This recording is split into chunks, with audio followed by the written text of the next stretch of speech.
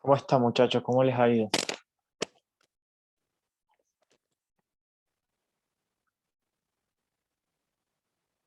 Bien, profe, Mm, gracias.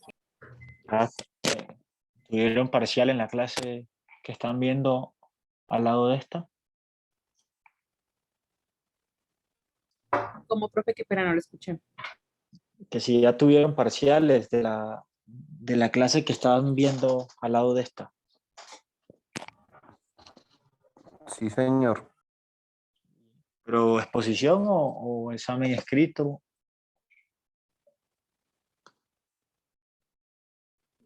La profesora sabe dejar trabajos, exposiciones. Mm, ok. En Ah, alguna permitió que algunos hicieran un trabajo y los que quisimos presentamos un examen durante la clase. ok, sí. Qué bueno, me alegra mucho. O sea que ya tienen ganada esa materia, me imagino, claro.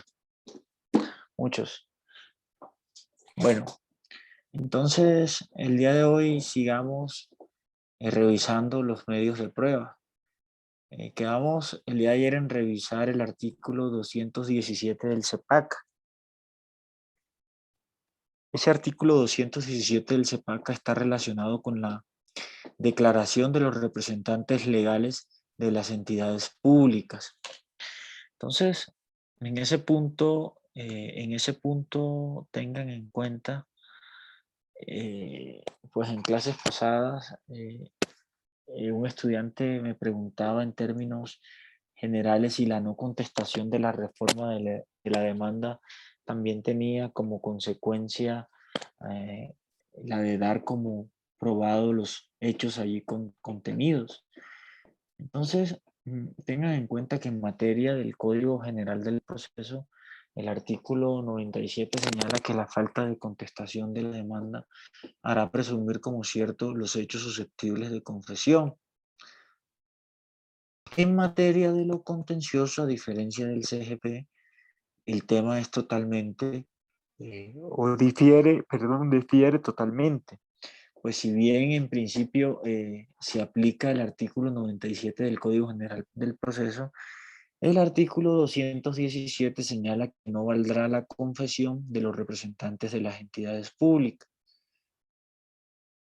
Es decir, en otras palabras, aquí en materia de lo contencioso administrativo, si la entidad pública no contesta la demanda, no habrá de presumirse como cierto los hechos que sean susceptibles de confesión, mientras que en el Código General del Proceso sí se presumen como cierto estos hechos.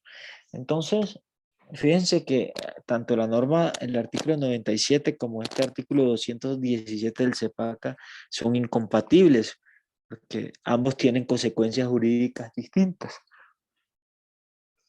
Entonces, en ese caso, por expresa disposición del artículo 306 del CEPACA, se aplicará el artículo 217, ¿sí? Y se aplica el 217 porque el artículo 97 del CGP no es compatible con los fines y con los principios del Código Contencioso Administrativo, ¿cierto? Aquí lo único que sucede es que si el representante legal no contesta la demanda o el apoderado no contesta la demanda, entonces pues habrá consecuencias en el plano disciplinario, mas no se tendrán como cierto esos hechos susceptibles de confesión. En el sentido anterior, tengan en cuenta que el CEPACA permite solicitar un informe escrito bajo juramento sobre los hechos debatidos que a ella conciernen, sobre los hechos que conciernen en la entidad, determinados en la solicitud. Ese informe escrito bajo juramento no puede contener una confesión o aceptación de la responsabilidad de la entidad pública obligada a rendirlo. Adicional a lo anterior, tengan en cuenta que dicho funcionario, es decir, dicho representante legal de la entidad pública, en pro de la legalidad, publicidad y transparencia, debe actuar siempre conforme a derecho.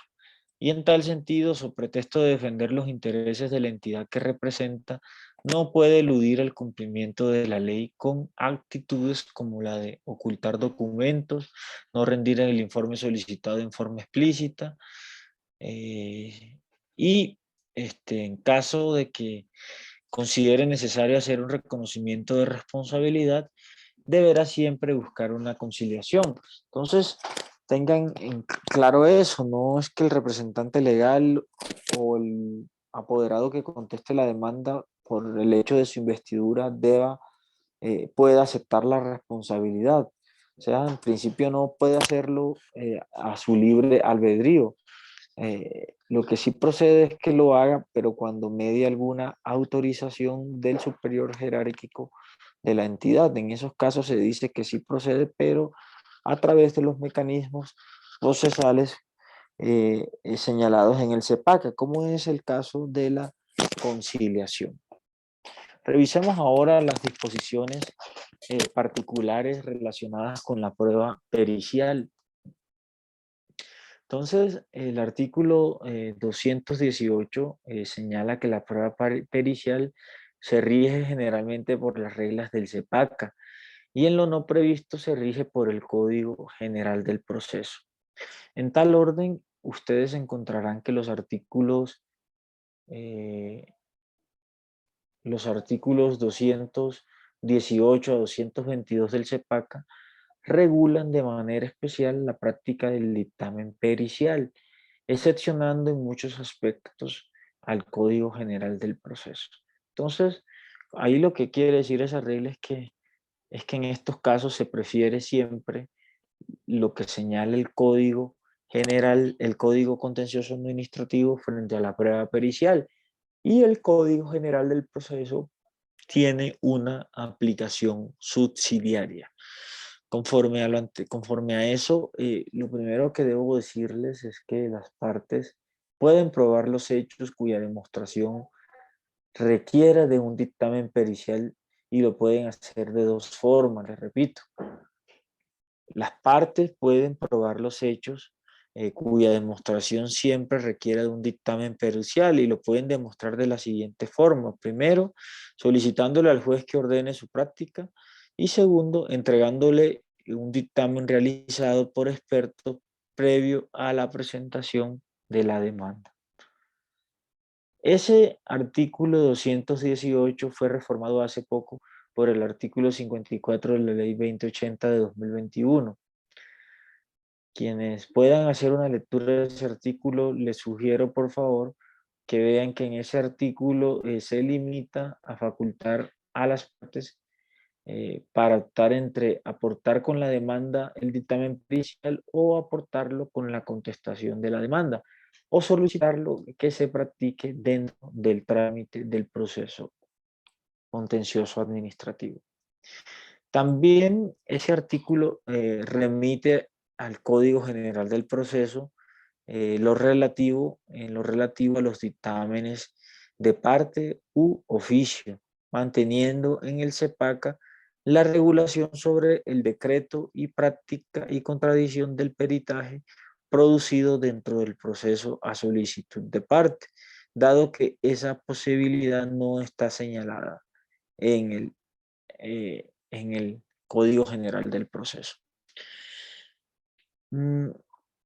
Veamos ahora cómo se regula la práctica y contradicción del dictamen pericial solicitado por las partes. Como lo tendrán claro, la parte debe solicitar que se decrete y practique el peritaje en las oportunidades para pedir pruebas. Eso es con la demanda, con la contestación o el trámite de excepciones. Entonces, tengan en cuenta esa primera regla.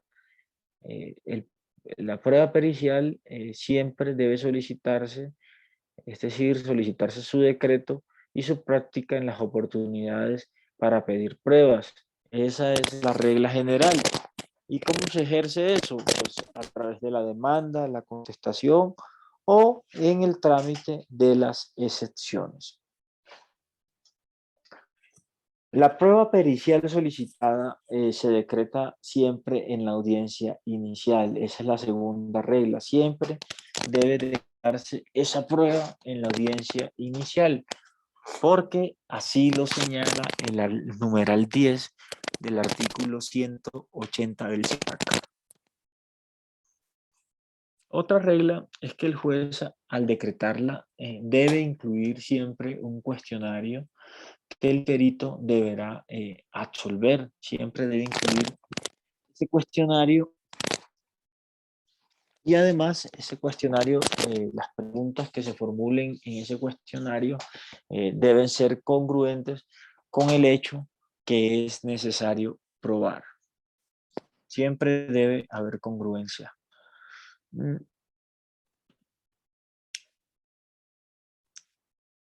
Otra de las reglas para que tengan en cuenta frente a ese enfoque de contradicción del dictamen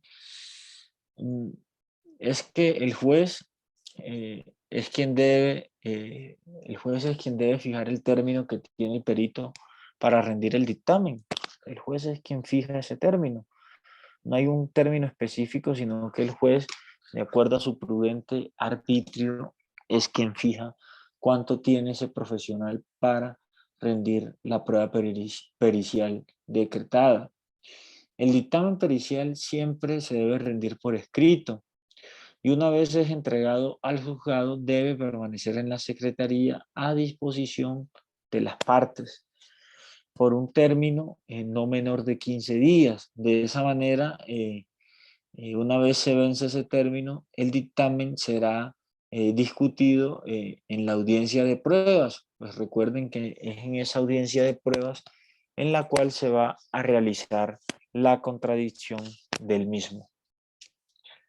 La entidad pública puede pedir la ampliación del término por el tiempo que requiera para contratar asesoría técnica o peritos para contradecir el dictamen. Entonces, ojo con esta regla. Aquí no quiere decir que la entidad pública es está facultada para pedirle al juez que amplíe el término del dictamen pericial. Si bien puede pedirlo, hay que identificar en qué momento debe hacerlo. Y lo que está diciendo esta regla es que lo puede hacer en el momento de la contradicción. Cuando la entidad pública se oponga a ese dictamen pericial y considere que necesita de la asesoría técnica de un profesional o de peritos especializados en determinado asunto, entonces en ese caso, solo cuando lo contradiga, puede pedirle al juez la ampliación del término inicial al previsto. Ahora, tengan en cuenta el parágrafo de ese artículo que estamos citando. Ese parágrafo faculta al juez o magistrado ponente para omitir la audiencia, ¿cierto? Lo autoriza a omitir la audiencia para debatir las conclusiones de una experticia rendida por una autoridad pública. Cuando, digamos, el dictamen sea aportado o solicitado por las partes o decretado de oficio. Entonces esa es una excepción para omitir la audiencia para debatir esas conclusiones de la experticia rendida por la autoridad pública. Miremos ahora el artículo 220 del CEPAC. Ese artículo 220 del CEPAC regula el nombramiento, la posesión y el anticipo para los gastos de la experticia. En cuanto a los honorarios del perito, el artículo 221 señala que el juez lo fijará una vez se haya hecho la contradicción del dictamen, bien sea en la audiencia de pruebas o en el auto que ordena ponerlo en conocimiento. La fijación de honorarios siempre prestará mérito ejecutivo ante el mismo juez y solo prestará ese mérito ejecutivo si la parte incumplida es una entidad pública o ante la jurisdicción ordinaria si se trata de un particular. El parágrafo de ese artículo 221 reitera la obligación que tiene el Consejo Superior de la Judicatura de tener actualizada la lista de los peritos. Finalmente, o para finalizar este capítulo de pruebas, por favor revisemos el artículo 222 del CEPACA. Ese artículo 222 señala algunas reglas especiales para las entidades públicas al aportar el dictamen pericial, según modificación reciente que hizo el artículo 58 de la ley 2080 de 2021. ¿Cuáles son esas reglas especiales cuando se trata del dictamen pericial aportado por las entidades públicas? Entonces, tengan en cuenta estas dos reglas. Primero, para aportar el dictamen pericial o contradecirlo en los casos previstos en la ley, se faculta a las entidades públicas para que mediante contratación directa seleccionen los expertos que atenderán la prueba pericial requerida en un proceso judicial. Digamos que esa pericia también podrá ser contratada durante las restricciones que establece la Ley 996 de 2005. Con el mismo fin se podrán contratar asesorías técnicas. La segunda regla es que cuando la experticia sea rendida por una entidad pública, el juez deberá ordenar honorarios a favor de la entidad. Revisemos ahora la sentencia. Entremos a ver la sentencia. El artículo 187 del CEPACA señala que la sentencia debe ser motivada. La sentencia, por regla general, o mejor dicho, es una regla insoslayable, la sentencia siempre debe tener una motivación. Los elementos que componen esa motivación son los siguientes. Primero, el resumen de la demanda y la contestación, incluyendo en la referencia las excepciones propuestas por las partes, ¿cierto? Dicho resumen de la sentencia debe estar en armonía con la fijación del litigio, fijación que, como ustedes recordarán, sucede en la audiencia inicial. ¿Por qué es importante la fijación de ese litigio? Pues como ustedes podrán recordarlo, la fijación de ese litigio facilita que la sentencia se pronuncie en audiencia, ¿cierto? Entonces, ese resumen de la sentencia, de ser la motivación de la sentencia, entonces tengan en cuenta que siempre debe tener un resumen de la demanda, un resumen de la contestación y que incluye ese resumen la referencia a las excepciones propuestas. Además, esa motivación debe contener un análisis crítico de las pruebas, la cual debe coincidir, con la definición de los hechos discutidos que se probaren o no dentro del proceso. Entonces, claro, toda sentencia motivada siempre tiene un análisis crítico de las pruebas, ¿cierto? Esto también es un aspecto procesal insoslayable de una providencia definitiva. Otra de las exigencias para la motivación de esa sentencia es el derecho aplicable al caso concreto. Derecho aplicable al caso concreto. Entonces, frente a eso, al respecto, tengan en cuenta que la sentencia debe contener los textos legales que se apliquen o que resulten aplicables, así como los razonamientos legales, los razonamientos de equidad y todos los razonamientos doctrinarios estrictamente necesarios para fundamentar las conclusiones.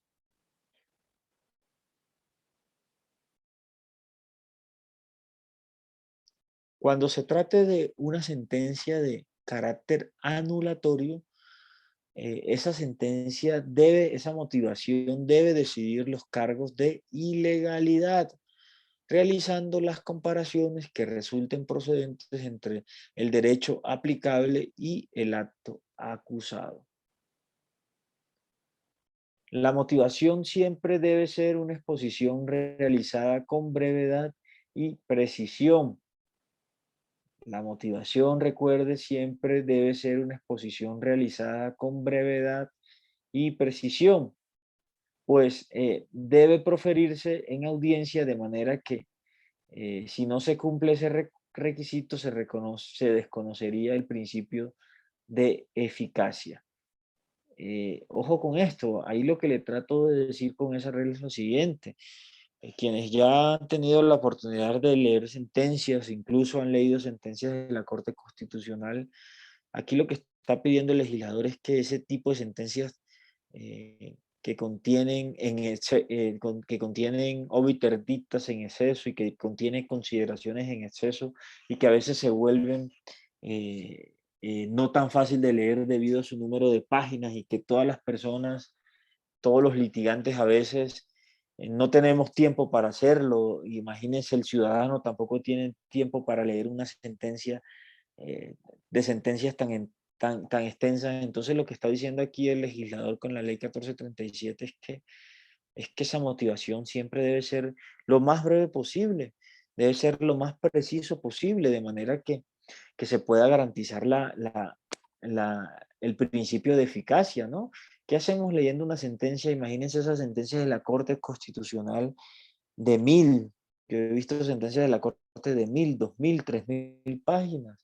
Ni siquiera un manual de alguno de los ramos del derecho tiene tanta cantidad de páginas.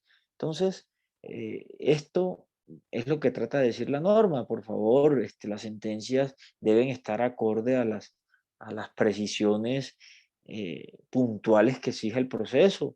No nos extendamos en cosas y en fundamentos y en obiter dictas que puedan, digamos, desconocer ese principio de eficacia del proceso contencioso administrativo. En cuanto al objeto del fallo, digamos, serán siempre objeto de fallo las excepciones de fondo y obviamente las pretensiones de la demanda, ¿no? Y también, pues, la oposición que hizo la parte demandante frente a esas oposiciones.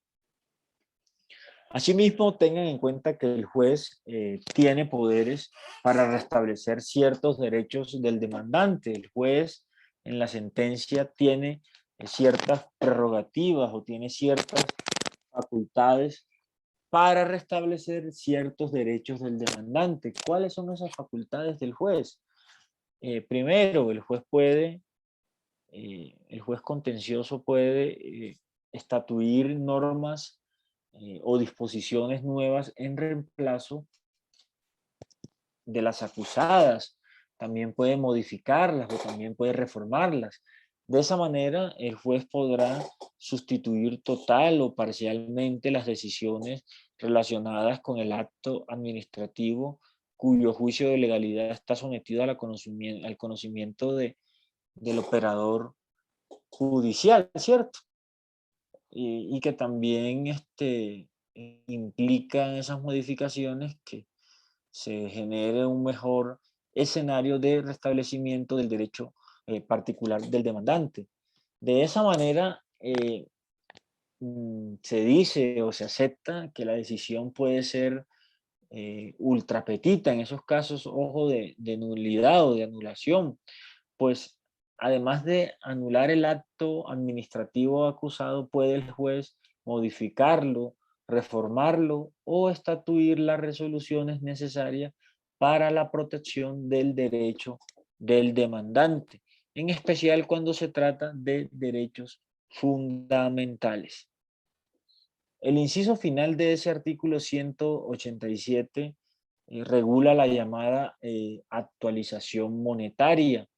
Esa regla de la actualización monetaria lo que busca es evitar que la parte condenada con el fallo pague menos de lo que debía o viceversa, que la parte a quien favorece el fallo reciba menos de lo que le deben, ¿cierto? Y en consecuencia, digamos, lo que busca esa normativa desde esos dos puntos de vista o enfoques es que el pago sea completo y que compense la pérdida adquisitiva con los índices de precio al consumidor. Finalmente, tengan en cuenta el artículo 285 del Código General del Proceso. Ese artículo regula cómo se solicita la aclaración, corrección y adición de la sentencia. Entonces, en ese caso específico, el CEPACA remite al al Código General del Proceso y para lo cual les sugiero que revisen ese artículo 285. La condena en costas. El artículo 188 del CEPACA autoriza condenar en costas, salvo en los procesos en que se ventile un interés público. Esa es la regla general.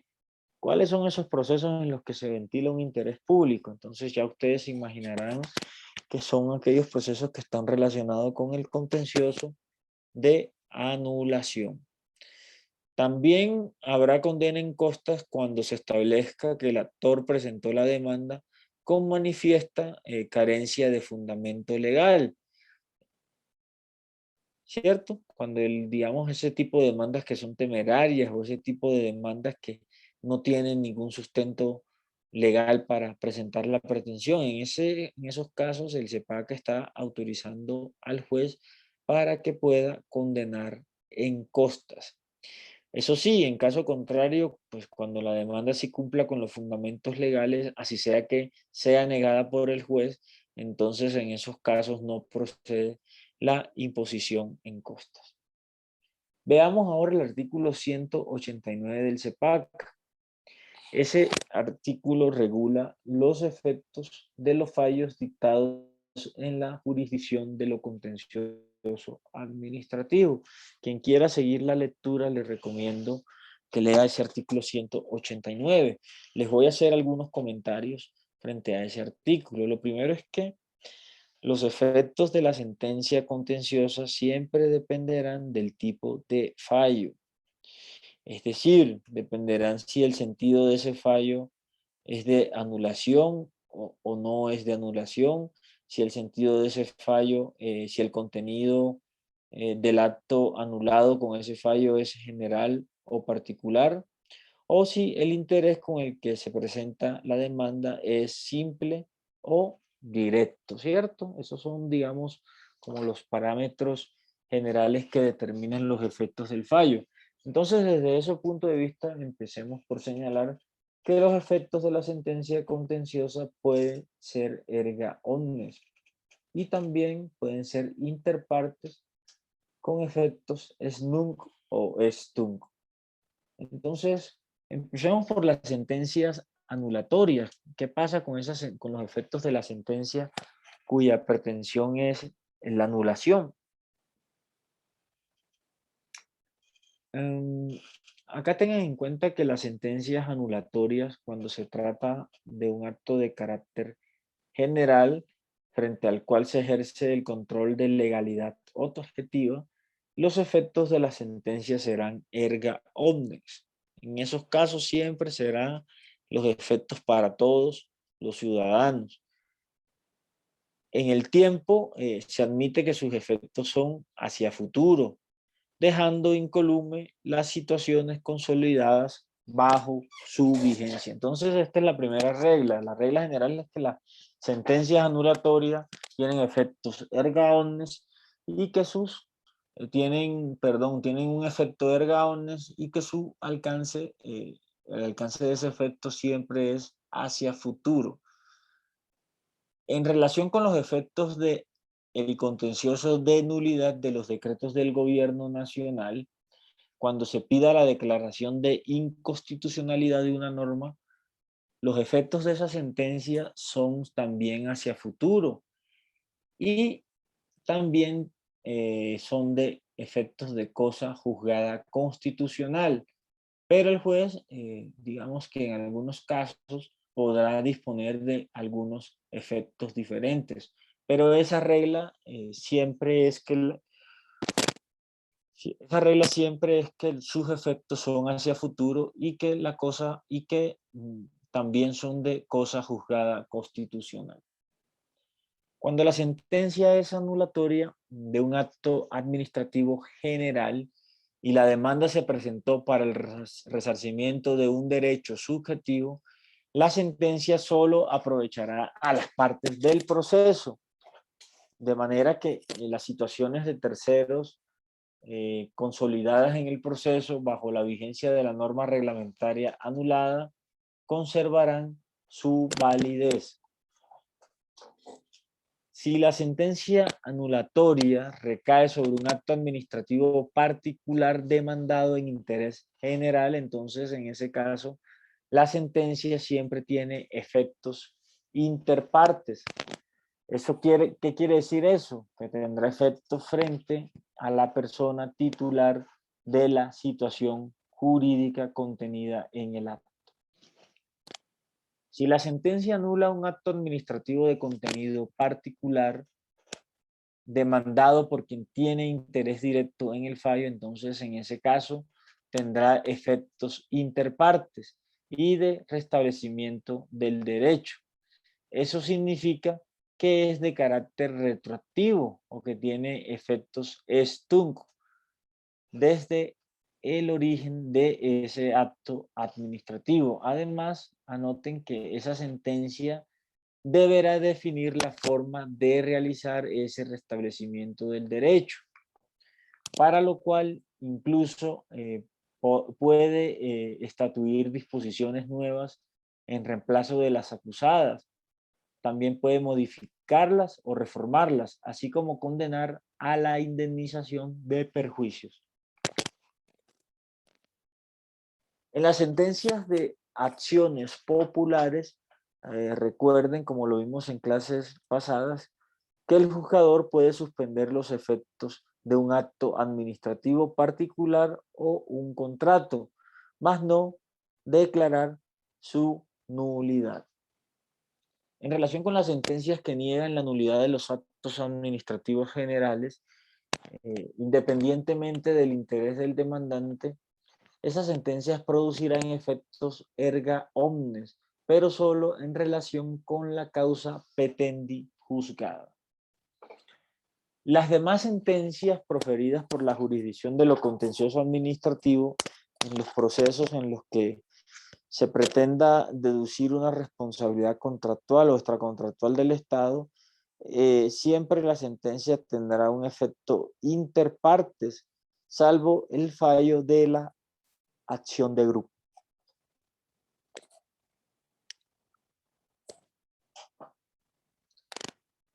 Finalmente, cuando se ordena el reintegro, creo que una compañera en alguna clase, tal vez fue la representante del grupo Daira, me preguntaba sobre este tema, sobre qué pasa con las personas que son despedidas. Entonces, el CEPACA trae una norma puntual que coincide con lo que les comentaba en clases pasadas, y es que cuando se ordena el reintegro de un servidor público y no es posible realizarlo porque la entidad desapareció del panorama institucional del Estado, entonces en esos casos la entidad pública demandada podrá solicitar que se cambie esa orden de reintegro por una indemnización compensatoria de acuerdo a los parámetros de la legislación laboral para el despido injusto. Entonces, en esos casos, digamos que lo que se ordena es el reintegro de un servidor público y no es posible, cuando no es posible porque la entidad se liquidó o la entidad desapareció de la arquitectura del Estado, de la rama del poder público a la cual pertenezca, entonces en ese caso el apoderado puede solicitarle al juez que, eh, que cambie esa orden de reintegro por una indemnización compensatoria.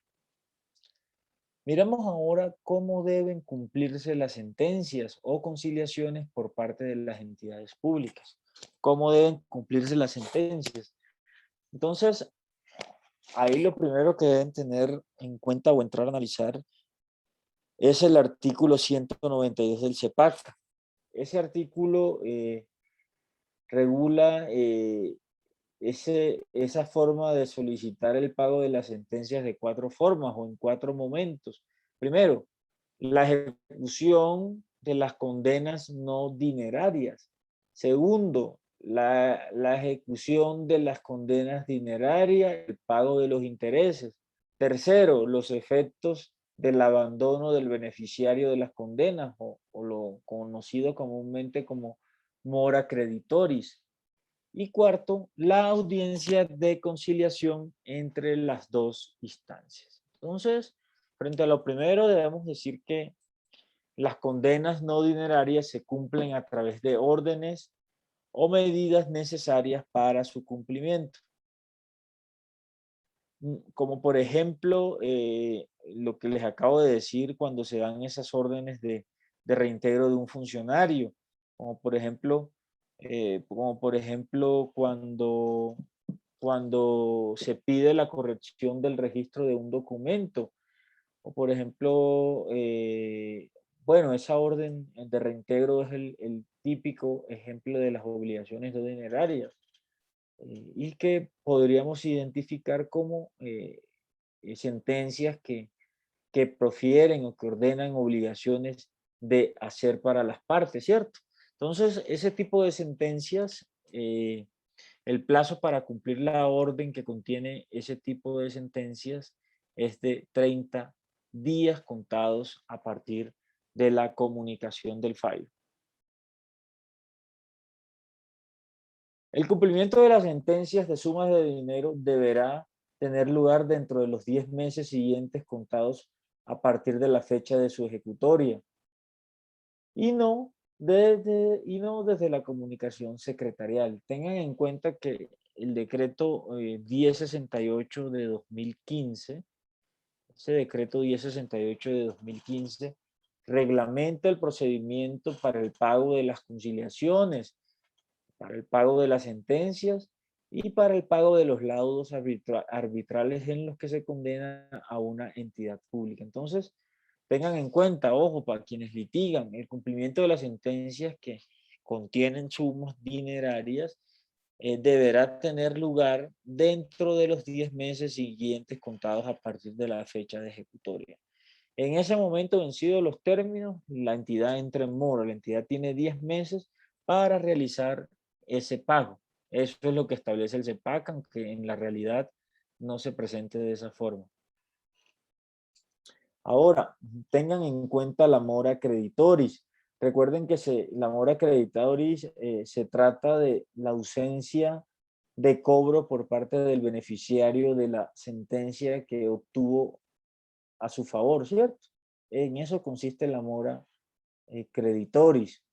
En caso de configurarse esa moda creditoris, conlleva a unas sanciones que están previstas en ese artículo, como por ejemplo la pérdida de los intereses, como por ejemplo el no reintegro del empleado, o como por ejemplo también la suspensión de los emolumentos laborales cuando la sentencia lo haya ordenado.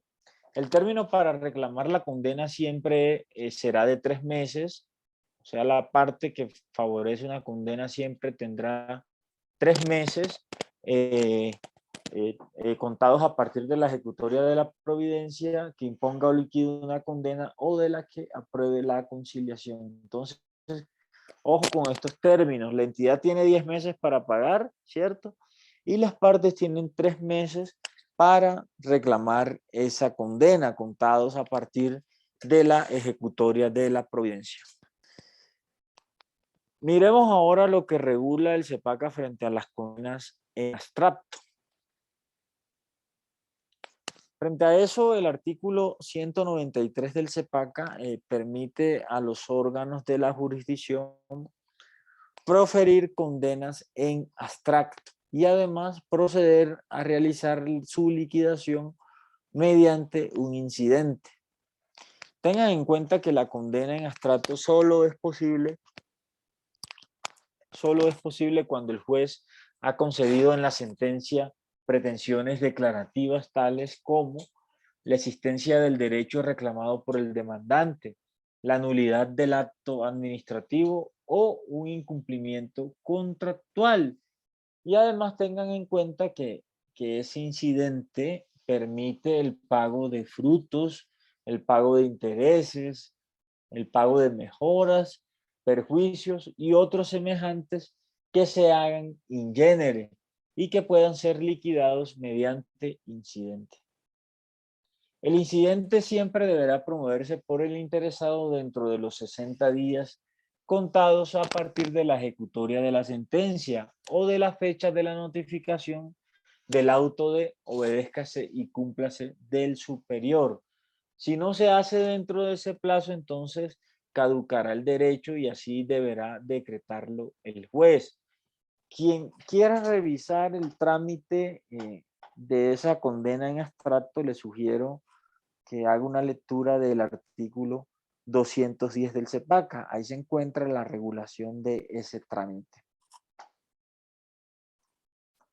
Ahora miremos el artículo 194 del CEPACA. Ese artículo 194 regula los aportes al fondo de contingencia con el fin de cumplir con el plazo máximo de 10 meses contemplados en ese artículo 192. Ese mecanismo especial del fondo de contingencia consiste en aprovisionarlo de dinero para el pago de las sentencias a través de un procedimiento para su cobro que se encuentra regulado en el artículo 195 del CEPACA. En todo caso, tengan en cuenta que la sentencia se puede pagar a través de ese fondo o con los recursos propios que se encuentran en el presupuesto de la entidad. Finalmente, les sugiero que lean el artículo 195 del CEPAC. En ese artículo se encuentra regulado el trámite para el pago de condenas y conciliaciones. Tengan en cuenta que una vez presentado el oficio del que trata el artículo 192 del CEPACA, en un plazo de 10 días, la entidad pública condenada deberá solicitar los recursos al fondo de contingencia. Ese fondo de contingencia, una vez recibe esa solicitud, deberá girar los recursos a la entidad obligada y eso debe ocurrir en el menor tiempo posible, ¿cierto? A su vez, anoten por favor que la entidad contará con 5 días para pagarle al beneficiario. El fondo no tiene un plazo exacto para el giro de los dineros y la ley lo que hizo fue condicionar ese giro al orden de erradicación de los requerimientos y contempló que devengaran unos intereses de mora correspondientes a la DTF. Finalmente, tengan en cuenta que el parágrafo segundo de la norma consagra que esos recursos del fondo y esos recursos de las entidades públicas que están destinados para pagar sentencia tienen la naturaleza de inembargables. Eso quiere decir que contra ese fondo y contra el presupuesto de la entidad no procede medida cautelar alguna. Entonces, frente a esto debemos decir lo siguiente, o sea, ese fondo de contingencia, digamos, lo que ha causado es un poco de retraso en el pago de las sentencias. Por un lado, porque pues no hay recursos suficientes para sufragar todas las condenas que ha sufrido el Estado, ¿cierto?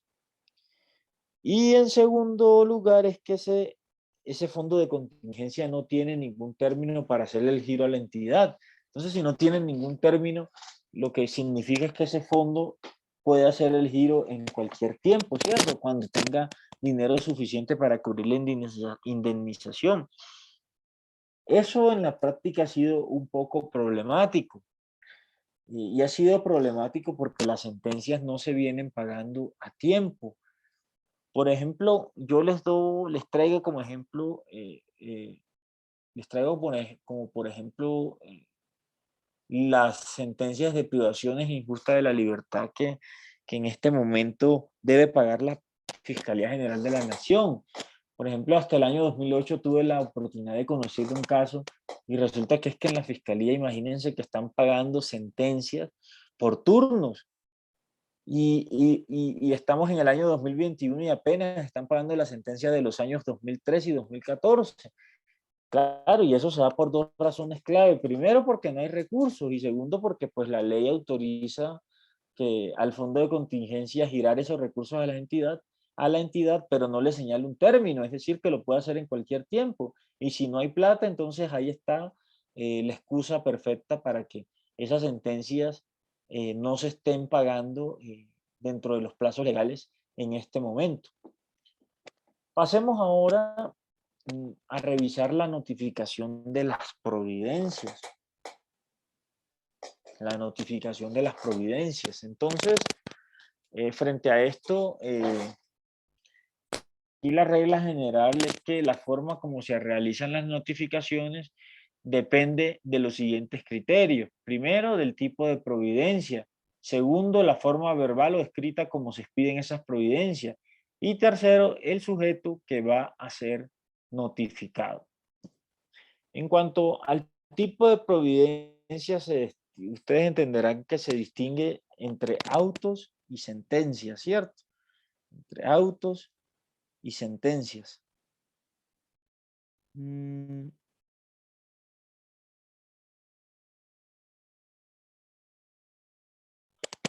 Los autos se notifican,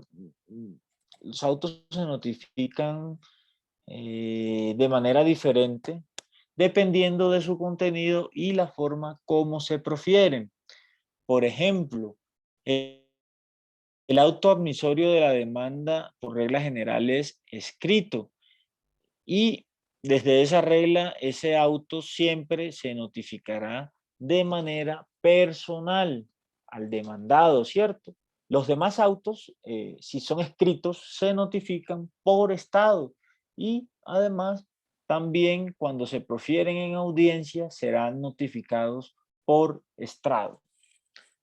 Las sentencias, por el contrario, se notifican a través de mensajes de datos o también se notifican por edicto, como lo señala el Código General del Proceso, con independencia de que en la audiencia de juzgamiento se pueda dictar verbalmente el sentido de la misma, como lo vimos en clases pasadas. Entonces, debo decirles que la regla general para notificar todas las providencias se encuentran en el artículo 196 del CEPAC. Y por el principio de integración normativa en lo no previsto se aplicará el Código General del Proceso. Ese artículo 197 del CEPACA ordena tener como notificación personal la que se realiza por medio de mensajes de datos a través de los medios electrónicos. Para eso, ese artículo 177 obliga a las entidades públicas de todos los niveles, obliga también al Ministerio Público y a los particulares que ejerzan funciones públicas a tener un buzón de correo electrónico exclusivamente para recibir notificaciones judiciales, ¿cierto? Entonces, de acuerdo a esa regla de la notificación como regla general, del mensaje de datos como medio y como el buzón electrónico como obligación de las entidades para que sean notificadas, miremos qué dice el artículo 198 del CEPACA. Ese artículo 198 define las hipótesis en las cuales procede la notificación personal a los sujetos procesales. Esas reglas pueden avisorarse de la siguiente manera. Entonces, primero, al demandado siempre al demandado deberá notificarse el auto admisorio de la demanda. A los terceros siempre deberá notificarse personalmente la primera providencia que se dicte respecto de ellos.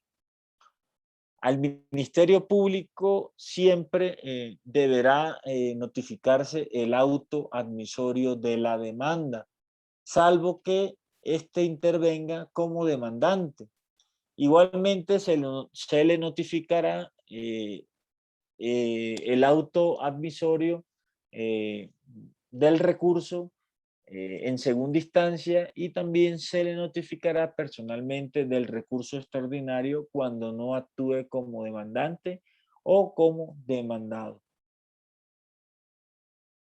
Además, digamos, esta notificación personal tiene una regla residual y es que aplica en los demás casos para los cuales ese código ordena expresamente, o sea, el CEPACA ordena la notificación personal.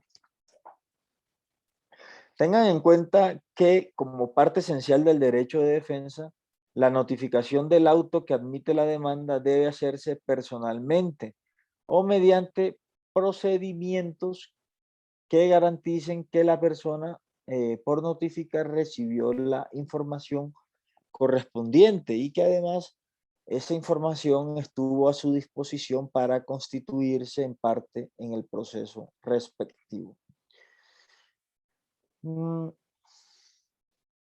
El artículo 199 del CEPACA regula la notificación personal del auto admisorio de la demanda y del mandamiento ejecutivo a entidades públicas, al Ministerio Público, a personas privadas que ejerzan funciones públicas y a los particulares.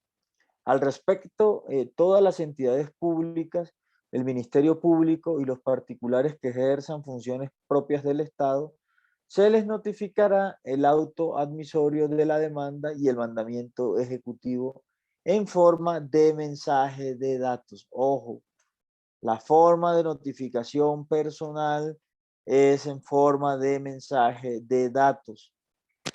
Al efecto, deberá elaborarse un mensaje de datos dirigido a la persona natural o al representante legal de la persona jurídica demandada o al funcionario en quien se hubiese delegado dicha atribución, mensaje de datos que deberá contener los requisitos propios de cualquier comunicación judicial y además deberá identificar el auto que se notifica adjuntándole copia de la providencia por notificar y además copia de la demanda. Deberán enviarse por el mismo canal, es decir, mensaje de datos, los anexos de la demanda. El momento en que queda notificado el auto admisorio a los sujetos se produce 2 días después al del acuse de recibo de entregado del mensaje de datos, ¿cierto? Les repito, el momento en que queda notificado ese auto admisorio a los sujetos se produce 2 días después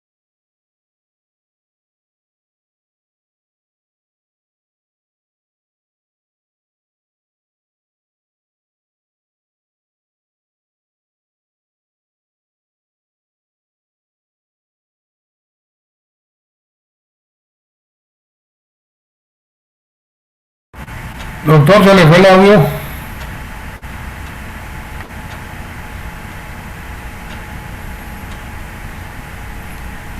Compañero, ¿ustedes están escuchando al profesor?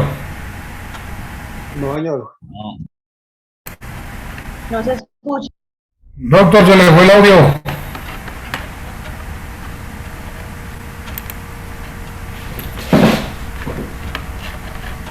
Tiene el micrófono abierto, pero no está hablando.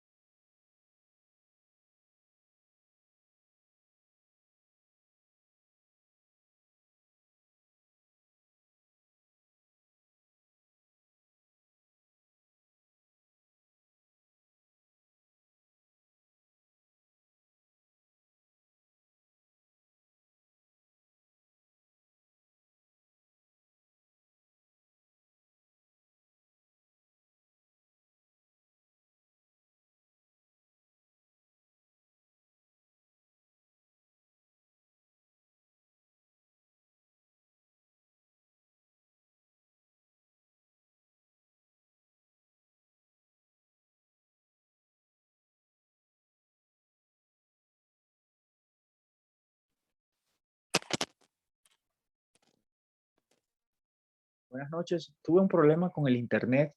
Eh, Nos vemos a las 9:20. Hagamos un pequeño receso. Ok, profe. Gracias, Doc. Ok, Doc.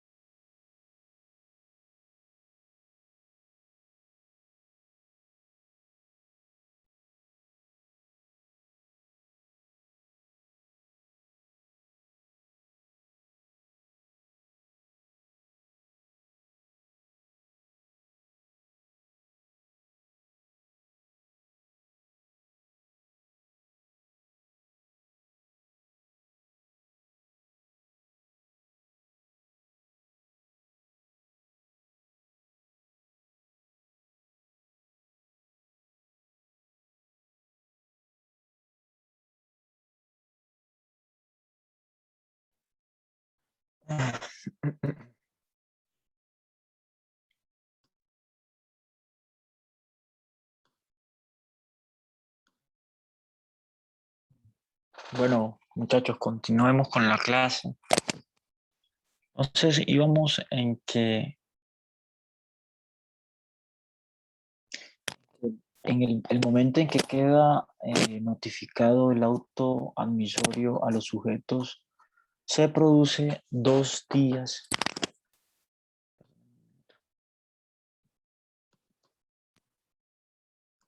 El momento en que queda notificado ese auto admisorio se produce 2 días después al de acuse de recibo del mensaje de datos o de entregado al iniciador del mensaje de datos, ¿cierto? ¿Eso qué quiere significar? Es que es la entrega del,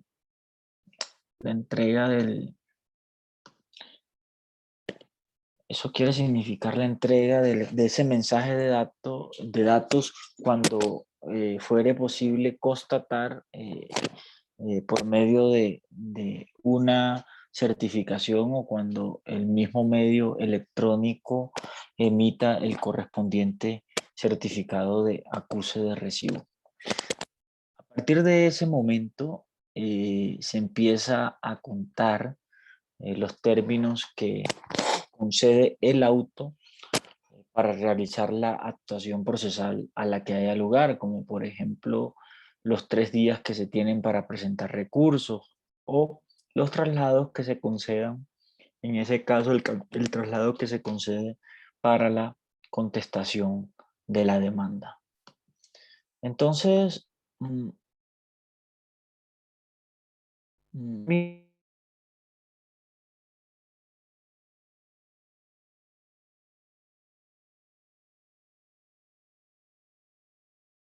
aparecerlos en forma simultánea.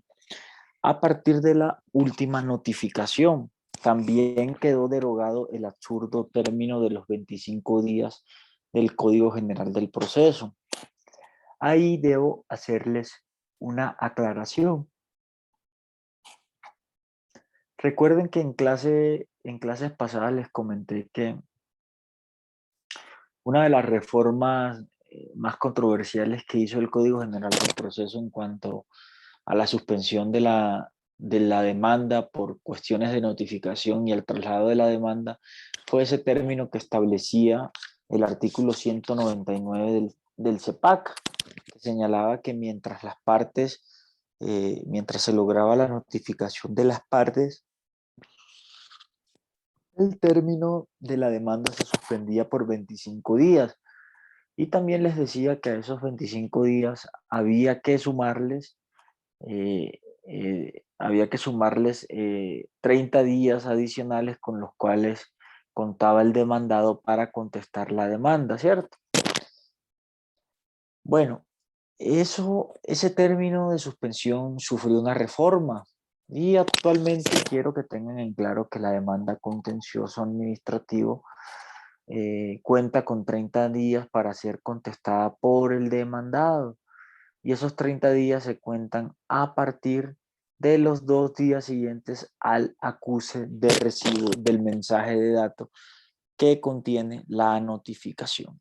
Entonces tengan en cuenta eso, porque al momento de decirles ese aspecto del traslado de la demanda, lo hice con el fin de que ustedes cayeran en cuenta de que la ley 1437, digamos, no introdujo como un enfoque de celeridad para que la demanda se pudiera notificar en un término más corto, ¿no? Sino que por la reforma del Código General del Proceso se hacía en 55 días, incluido suspensión y traslado. Con esta reforma ese término absurdo de los 25 días desapareció y les reitero, en este momento la demanda contenciosa administrativa debe contestarse dentro de esos 30 días. Frente a eso último, recuerden que también que la comunicación a la Agencia Nacional de Defensa Jurídica es obligatoria, no se puede dejar de notificar de la demanda a la Agencia Nacional de Defensa Jurídica. El artículo 200 del CEPACA remite al artículo 291 del Código General del Proceso, ¿cierto? Y remite la notificación del auto admisorio de la demanda, del mandamiento ejecutivo y del auto que ordene la citación como la que se hace a los terceros procesales, pero lo hace respecto de los particulares que no estén obligados a registrar una dirección electrónica para notificaciones y por lo mismo que no aparezcan enumerados en el artículo anterior. Entonces, fíjense, cuando se trata de un particular, cierto, que no está obligado a registrar dirección electrónica para notificación, entonces, en ese caso, la notificación del auto admisorio de la demanda se rige por lo que señala expresamente el artículo 291 del Código General del Proceso. Entonces, miremos ahora la notificación por estados. Terminada la personal, revisemos ahora la notificación por estados. Entonces, frente a esa notificación por estados, tengan en cuenta que el artículo 201 consagra la forma como deben comunicarse los autos que no se notifican personalmente o que no se notifican en estrados, ¿cierto? En las audiencias. La inserción en el estado, tengan en cuenta que la inserción en el estado se hará al día siguiente al de la fecha del auto y en ella siempre se hará constar lo siguiente. Primero, la identificación del proceso. Segundo, los nombres del demandante y del demandado. Tercero, la fecha del auto y el cuaderno en que se halla. Cuarto, la fecha del estado y la firma del secretario. El estado siempre debe insertarse en los medios informáticos de la rama judicial y permanecerá allí en calidad de medio notificador durante el respectivo día. El estado, tengan en cuenta también que esta notificación por estado sufrió una modificación actual y reciente con el artículo 50 de la ley 2080 de 2021. Ese artículo señala que las notificaciones por estado se fijarán virtualmente con inserción de la providencia y no será necesario imprimir esa providencia ni firmarla por el secretario ni dejar constancia con firma al pie de la providencia respectiva. Y además ordena ese artículo 50 que se enviará un mensaje de datos al canal digital de los sujetos procesales. De los estados que hayan sido fijados electrónicamente, se conservará un archivo disponible para la consulta permanente en línea. Esa fijación se hace con el fin de que cualquier interesado pueda acceder a ese estado y además tiene o debe hacerse por un término de 10 días. De otra parte, tengan en cuenta que cada juzgado, ¿cierto? Cada juzgado dispondrá de un número suficiente de equipos electrónicos para permitir el acceso público a la consulta de los estados. Ahora miremos el artículo 201A del CEPACA. Ese artículo regula los traslados de la siguiente manera, o sea, los traslados que se hacen en el proceso contencioso administrativo. Entonces, ahí la regla es que los traslados deben hacerse de la misma forma en que se fijan los estados. Sin embargo,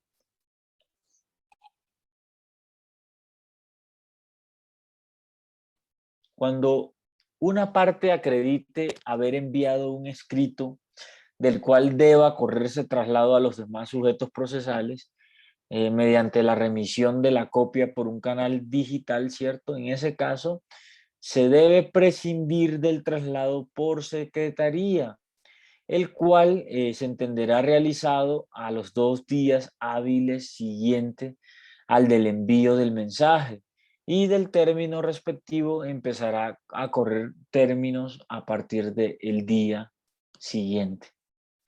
De los traslados que hayan sido fijados electrónicamente, se conservará un archivo disponible para la consulta permanente en línea para cualquier interesado, también por el término inicial de 10 días. Miremos ahora la notificación por estrados. No sé quién quiera participar y pueda decirme algo de la notificación por estrados.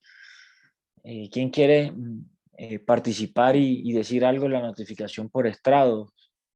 A ver, Doctor, Cristian Bolaños. Cristian, lo escucho. Pues la notificación por estrados es la que hace directamente el juez en audiencia. Le comunica a las partes la decisión que tome respecto pues a los autos o a las decisiones que tome en la respectiva audiencia, y se da el traslado en la misma etapa a las contrapartes para que ellos se pronuncien sobre la misma. Y la decisión pues, se toma de manera instantánea, por así decirlo. Muchas gracias, Cristian. Está correcto. Entonces, esa definición que nos da Cristian aparece en el artículo 202 del CEPACA. Ese artículo 202 señala lo siguiente: toda decisión que se adopte en audiencia pública o en el transcurso de una diligencia se notificará en estrados y las partes se considerarán notificadas aunque no hayan concurrido. Entonces, ahí está en el artículo 202, es la única norma que trae el CEPACA frente a esto. Por favor, quien quiera consultarla, lo podría hacer. Ahora, miremos el artículo 203 que regula las notificaciones de las sentencias. Artículo 203 del CEPACA regula las notificaciones de las sentencias. Entonces, las sentencias se notificarán dentro de los 3 días siguientes a su fecha, mediante el envío de su texto a través de mensaje al buzón electrónico para notificaciones judiciales. En ese caso, al expediente se anexará la constancia de recibo generada por el sistema de información y se entenderá surtida la notificación en tal fecha. A quienes no se les deba o puedan notificar por vía electrónica, entonces se les notificará por medio de edicto en la forma prevista en el Código General del Proceso. Una vez en firme la sentencia, se comunicará al obligado haciéndole entrega de su copia íntegra para que pueda ejecutarla y cumplirla. Esa norma de las sentencias amerita los siguientes comentarios. Recuerden, estamos revisando el artículo 203 del CEPACA. ¿Qué comentarios podemos hacer frente a esa norma? Primero, que la notificación de la sentencia se hace utilizando los medios electrónicos, ¿cierto? Esa es la regla general. Y la regla subsidiaria es que se hace por edicto de acuerdo a lo que señala el Código General del Proceso. Cuando la notificación de la sentencia es por medios electrónicos, se encuentran las personas obligadas a tener un buzón de correo electrónico para notificaciones y a remitir un acuse de recibo, pues entenderá notificada la sentencia en la fecha en que se dé ese acuse de recibo. A las demás personas siempre se les notificará la sentencia por edicto. La remisión al Código General del Proceso que refiere la norma en este momento no es posible, pues dicha normativa ordena notificar las sentencias escritas mediante la anotación por estado, lo cual no es posible en el CEPACA, que las ordena de otra forma. Entonces, ojo,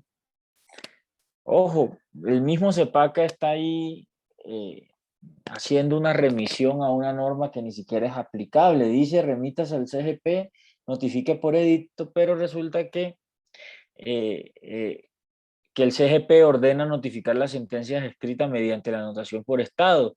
Y el CEPACA, a su vez, señala que las sentencias no se notifican de esa forma. Entonces, lo que está vigente en este momento es que las sentencias se notifican por medios electrónicos y por medio de ese mensaje de datos, el cual deberá tener un acuse de recibo para que se puedan empezar a contabilizar los términos de recurso o de ejecutoria de la misma. El artículo 204, según ese artículo 204, existen unos autos que no requieren de notificación. Entonces, por ejemplo, veamos qué es lo que dice ese artículo 204. No requieren notificación los autos que contengan órdenes dirigidas exclusivamente al secretario, ¿cierto? Al final de ellos se incluirá siempre la orden de cúmplase. Esos autos no requieren notificación. Esos autos no requieren notificación, es decir, los autos de cúmplase. Miremos ahora cuáles son las reglas para la notificación por medios electrónicos. Reglas para la notificación por medios electrónicos. Entonces, por favor, revisen el artículo 205 del CEPACA. Ese artículo 205 del CEPACA señala, primero, la providencia a ser notificada se remitirá por el secretario al canal digital registrado y para su envío se deberán utilizar los mecanismos que garanticen la autenticidad e integridad del mensaje. Segundo, la notificación de la providencia se entenderá realizada una vez transcurridos 2 días hábiles siguientes al envío del mensaje y los términos empezarán a correr a partir del día siguiente al de la notificación. Se presumirá que el destinatario ha recibido la notificación cuando el iniciador recepcione acuse de recibo o cuando se pueda por otro medio constatar el acceso del destinatario al mensaje. El secretario hará constar este hecho en el expediente. Entonces, también ahí tengan en cuenta que de las notificaciones realizadas electrónicamente se conservarán los registros para consulta permanente en línea por parte de cualquier interesado. Entonces, con eso terminamos el capítulo de notificaciones y pasemos ahora a revisar las nulidades e incidentes dentro del proceso contencioso administrativo. Entonces, comencemos por revisar el mandato del artículo 207 del CEPACA. Según ese artículo, las partes e intervinientes tienen el deber de estar muy atentos a los hechos que pudieron ocasionar la nulidad, ¿cierto? Con el fin de plantearlos en la etapa en que se presente, so pena de sanearla con su silencio. Entonces tengan importantes. Las partes deben estar muy atentos, porque si no, hay algunas causales de nulidad que se pueden sanear con el silencio. Entonces, como solo se puede alegar lo existente, el silencio no sanea las nulidades futuras. Ojo, el silencio no sanea las nulidades futuras, las cuales se pueden plantear una vez se presenten según lo ordena el primer inciso de ese artículo 162. Las causales de nulidad procesal del Código Contencioso se encuentran contenidas en el artículo 133 del Código General del Proceso, al cual remite expresamente el CEPACA. Por favor, alguno de los estudiantes que quiera participar, si nos puede leer cuáles son las causales de nulidad del Código General del Proceso que son aplicables al CEPACA. Entonces, alguien que quiera leer ese artículo 133 del Código General del Proceso para que revisemos esas causales de nulidad.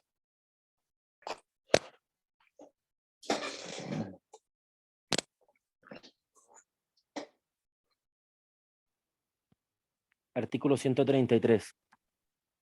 Sí. Causales de nulidad. El proceso es nulo en todo o en parte solamente en los siguientes casos. Primero, cuando el juez actúe en el proceso después de declarar la falta de jurisdicción o de competencia. Ok. Segundo, cuando el juez procede contra providencia ejecutoriada del superior. Revive un proceso. Cuando el juez procede contra providencia ejecutoriada del superior. Revive un proceso legalmente concluido o pretermite íntegramente la respectiva instancia. Tercero, cuando se adelanta después de ocurrida cualquiera de las causales legales de interrupción o de suspensión, o si en estos casos se reanuda antes de la oportunidad debida. Cuarto, cuando es indebida la representación de alguna de las partes o cuando quien actúa como su apoderado judicial carece íntegramente de poder. Quinto, cuando se omiten las oportunidades para solicitar, decretar o practicar pruebas, o cuando se omite la práctica de una prueba que de acuerdo con la ley sea obligatoria. Sexto, cuando se omita la oportunidad para alegar de conclusión o para sustentar un recurso o descorrer su traslado. Séptimo, cuando la sentencia se profiere por un juez distinto al que escuchó los alegatos de conclusión o la sustentación del recurso de apelación. Octavo, cuando no se practica en legal forma la notificación del auto admisorio de la demanda a personas determinadas o el emplazamiento de las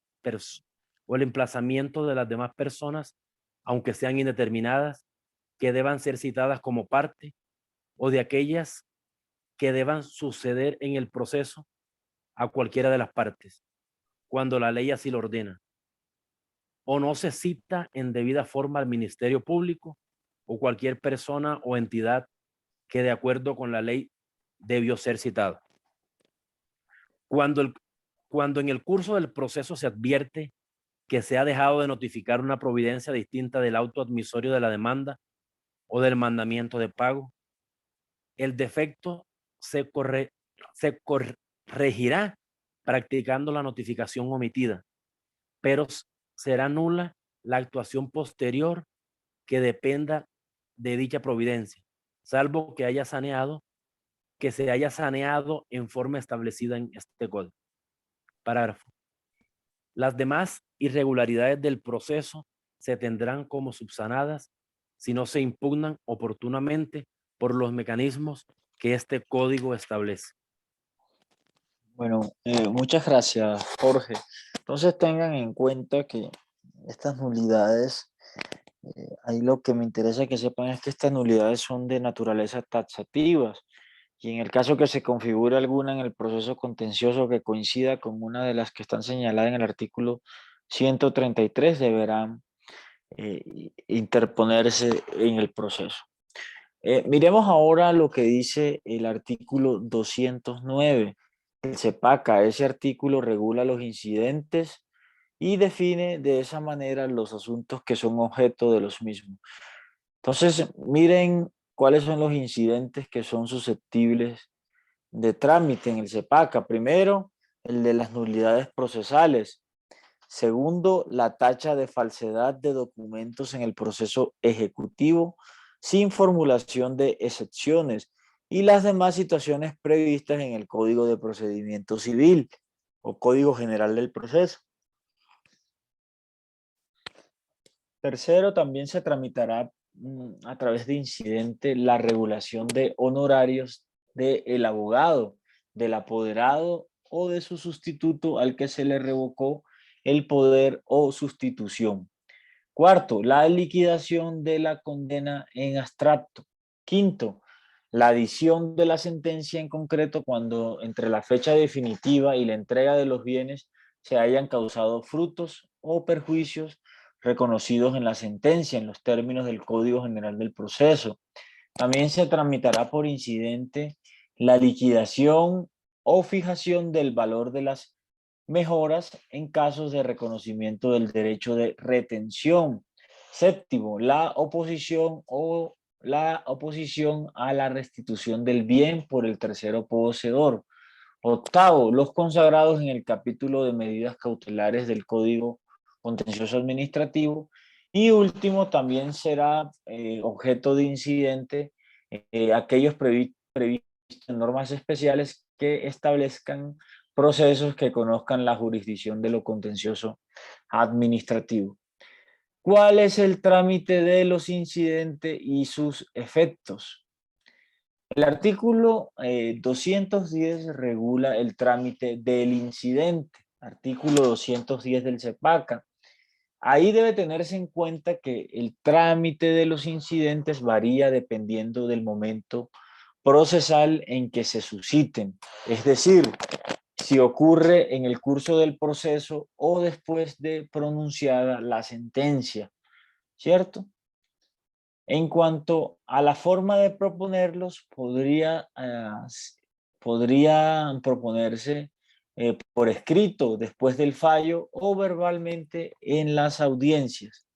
Y esos incidentes además deben contener todos los motivos existentes al tiempo de su iniciación, pues una vez el incidente se haya resuelto no puede proponerse otro similar, salvo por hechos acontecidos con posterioridad a la decisión. La solicitud y trámite del incidente se someterá a las siguientes reglas. Primero, quien promueve un incidente deberá expresar lo que pide, los hechos en que se funda y las pruebas que pretenda hacer valer.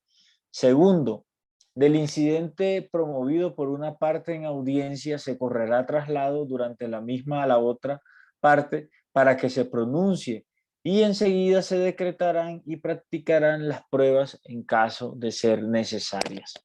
Tercero, los incidentes no suspenderán el curso del proceso y serán resueltos en la audiencia siguiente a su formulación, salvo que sean propuestos en audiencia, salvo que propuestos en audiencia sea posible su decisión en la misma.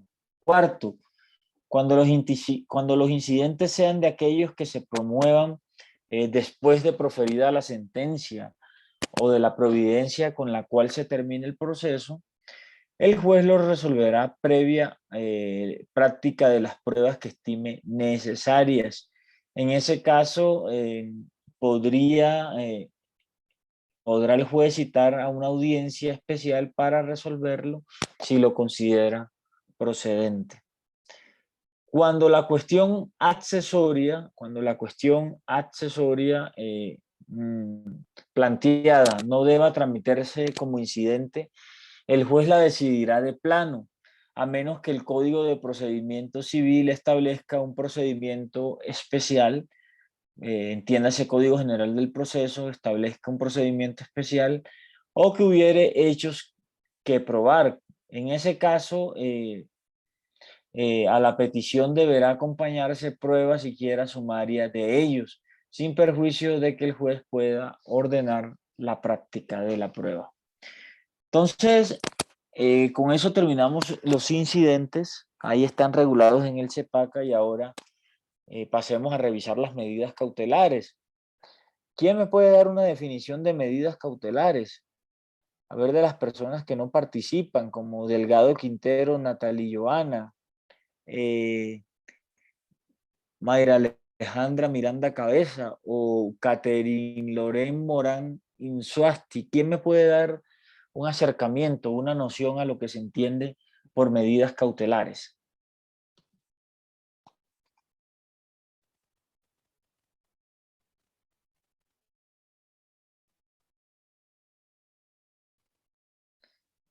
Alejandra.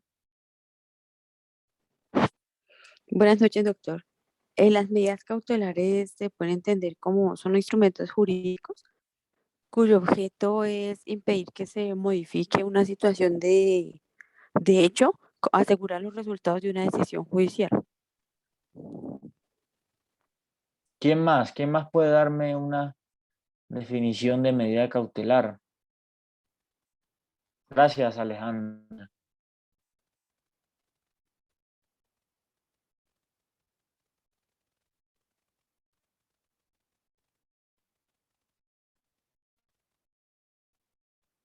¿Quién quiere participar?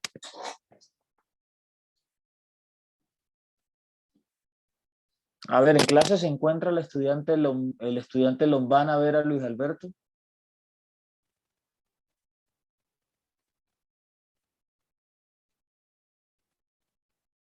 Bueno, entonces, ahí la pregunta, ¿sí?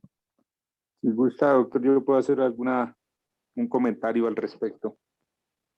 Ok, yo lo escuchamos, Campo Elías. Bueno, las medidas cautelares pues son esas situaciones especiales que puede pedir el demandante dentro de un proceso para asegurar precisamente el resultado de su pretensión. Son como esas condiciones que le permiten tener cierta seguridad de que la otra parte no se va a insolventar o no va a tomar alguna, digamos, medida que pudiera llegar a afectar los intereses dentro del respectivo proceso. Muy Doctor, bien. ¿Sí? La medida cautelar es una herramienta que también sirve para, dentro de un proceso se solicita, aparte de las pretensiones, para evitar, por ejemplo, que ocurra un daño irremediable o que no se afecte la cosa. Por ejemplo, en el caso de una, por ejemplo, en el caso de la destitución que se hizo de Gustavo Petro, cuando la Corte Interamericana de Derechos Humanos profirió la sentencia, que se amparó la medida cautelar de devolverlo nuevamente a la alcaldía. También puede ser en el caso de una nulidad electoral, acá en sede nacional. Ok, Doctor, muchas gracias, ¿sí? Cristian Bolaños, pues como para adicionar algo a lo que dijeron mis compañeros, se podría considerar que las medidas cautelares son una manera preventiva y previa para proteger los derechos que el demandante está invocando. Entonces, sería más como eso, una forma de proteger sus derechos de manera previa para iniciar un proceso. Ok. Bueno, muchas gracias, muchachos. Sí, yo creo que todos tienen en común algo hace parte de la noción de estas medidas cautelares, y es que a través de ellas lo que se busca es perseguir que esa sentencia no vaya a ser ilusoria, ¿cierto? Que la pretensión que propone la parte demandante de alguna manera tenga una efectividad. Digamos que ese es el sentido procesal de esas medidas cautelares, evitar que la sentencia vaya a ser ineficaz, ¿cierto? Entonces ahí la pregunta que deberíamos hacernos es si en el proceso contencioso administrativo proceden las medidas cautelares. A ver qué me puede decir sobre eso Natalie Joana Delgado. ¿Proceden o no proceden en el proceso contencioso administrativo las medidas cautelares? Me tiene alzada la mano.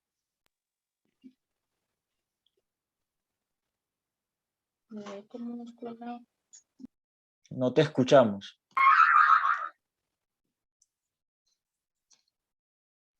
Sí procede.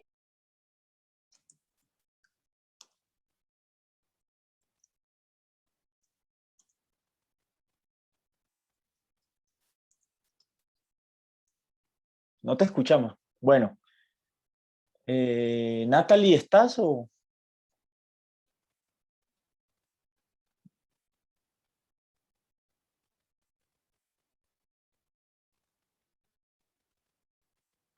¿Me escucha?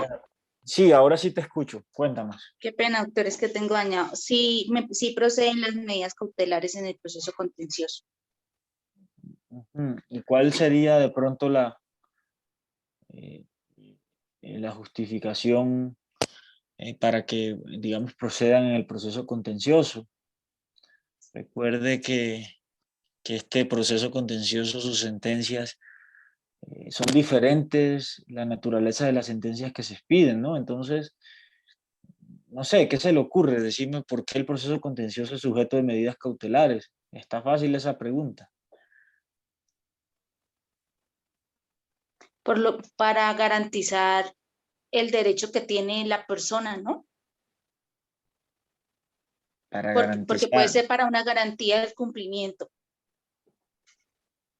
No, es que la medida cautelar es una garantía de cumplimiento de un derecho. Sí, sí podría ser, pero desde el punto de vista procesal y del contencioso administrativo tiene, digamos que otra connotación. Entonces yo les propongo que mañana, muchas gracias, Natalie Joana Delgado, ¿cierto? Sí, señor. Muchas gracias por su participación. Mañana Doctor, profundizaremos sobre este tema. Revisemos el artículo 229 del CEPACA para que iniciemos la clase con el doctor, mismo. A ver, Cristian Bolaños, sí, dígame, cuénteme.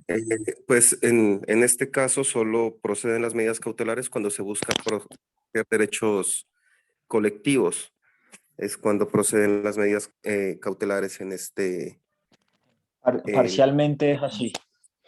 Bueno, entonces vayamos culminando. Mañana continuamos iniciamos este capítulo de medidas cautelares en el proceso contencioso. Voy a hacer un pequeño llamado a lista. A ver, el estudiante José David Castaño Ayala se encuentra. No está. Profe, José David Castaño es del otro salón. Ah, ¿es del otro salón? Sí, señor. Listo. El estudiante Guillermo Luis Contreras Oñate.